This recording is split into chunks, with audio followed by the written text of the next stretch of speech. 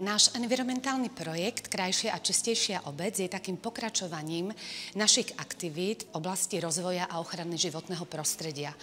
Takou hlavnou myšlienkou je zlepšiť stav nášho okolia alebo prostredia, v ktorom žijeme a sa nachádzame, vybudovať alebo budovať u detí takú občiansku iniciatívu alebo angažovanosť o problémy, ktoré prostredie v ich okolí má. Potreby alebo potrebu, prečo sme sa práve venovali tomuto projektu, je tá, že žiaci na školskom parlamente prišli s myšlienkou toho, čo chcú zlepšiť, ako chcú zveľadiť práve svoje okolie, v ktorom žijú, a práve témy životného prostredia sú v našom okolí veľmi aktuálne.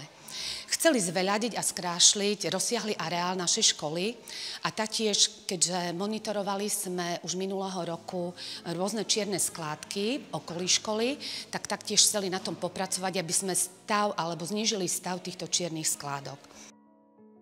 Spolu s mojou triedou 9. ročníka som sa zúčastnila na čistení lesných studničiek a vlastne čistili sme studničky Koška a Kelemenka a naučila som sa lepšie komunikovať a samozrejme aj spolupracovať spolu s mojou triedou aj s mojím tímom dobrovoľníkov.